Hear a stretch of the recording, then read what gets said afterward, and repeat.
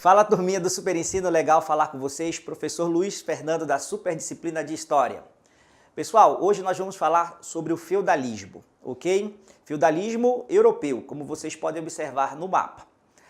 Eu quero que vocês visualizem e localizem dois países atuais, França e Alemanha. Nós vamos falar especificamente dessa região.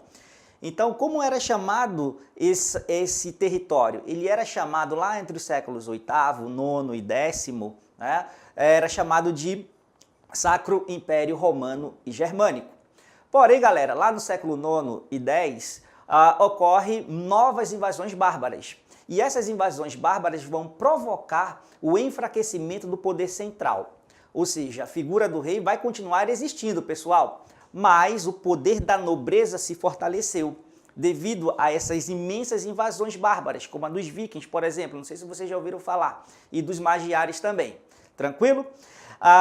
Com essas invasões bárbaras, muitos trabalhadores, muitos camponeses ficaram ali sem proteção alguma. Se não tem poder central, em quem confiar a minha segurança? Então, esse pessoal, esses trabalhadores recorrem àqueles nobres que estavam se fortalecendo, ok? Então, um outro processo que vai formar o feudo, né, o feudalismo, no caso, é em relação à expansão da servidão.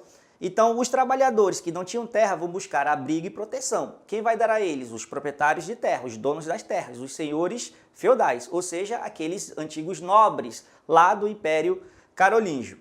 Tranquilo, galera? Então, nós temos aí a composição, né? Nós estamos formando, na verdade, estamos formando o feudalismo. Bom, galera, como era constituído o feudalismo? Havia ali uma relação de suzerania e vassalagem. Como era esse processo? O nobre, que possuía a terra, ele podia doar um pedaço de terra, doar ali um lote de terra imenso, não era um lote pequeno, era um lote imenso, a um nobre da sua confiança, um nobre menos importante, ok? Então, o nobre que doava a terra, ele era chamado de suzerano. E aquele que recebia a terra era chamado de vassalo. Então, nessa relação de suzerania e vassalagem, havia ali um processo de reciprocidade, ok? O nobre que recebia a terra, ou seja, o vassalo, ele tinha algumas obrigações, como serviço militar, em casos de guerra, aonde o seu suzerano estava ali, porventura, enfrentando, ok? Então, havia aí essa relação de suzerania e vassalagem. Tranquilo? E a organização de um feudo, galera? Então, assim, o feudo, como nós já observamos, seria uma terra, entendeu? Uma terra bem grande. E dentro desse feudo havia ali a organização, chamada de senhorio. Então, como era dividido o senhorio? Ele era dividido, bem, presta atenção, hein? Olha aqui pro titio. Então, esse senhorio ele era dividido em três mansos. O manso servil, o manso comunal e o manso senhorial, ok? O manso servil nada mais era do que a região onde os servos ficavam alocados. Então, era dividido ali em vários lotes e esses lotes eram distribuídos aos servos que buscavam abrigo e proteção do senhor feudal. O manso comunal era o manso comum a todos os membros de um senhorio. Poderia ser um nobre, poderia ser um trabalhador, ok? Então, esses trabalhadores e a nobreza, eles usavam essa área comum.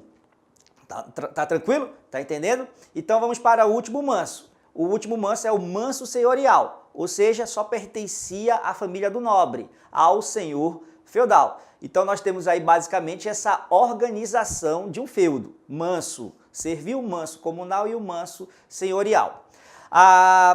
Os trabalhadores, tá?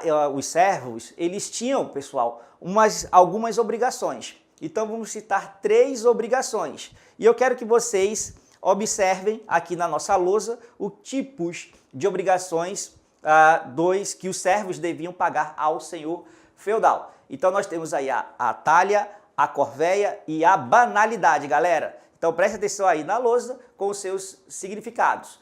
Talha, corvéia e banalidade. Então, galera, para finalizar a aula, nós vamos falar sobre a sociedade de um feudo, a composição social de um feudo.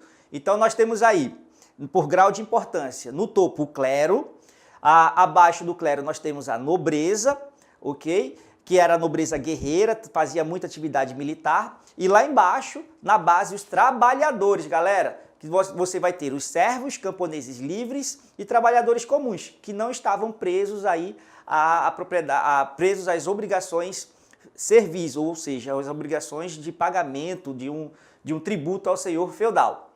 Beleza, galera? Espero que tenham aí compreendido a aula de hoje. Resolva os nossos exercícios e até a próxima com o professor Luiz Fernando.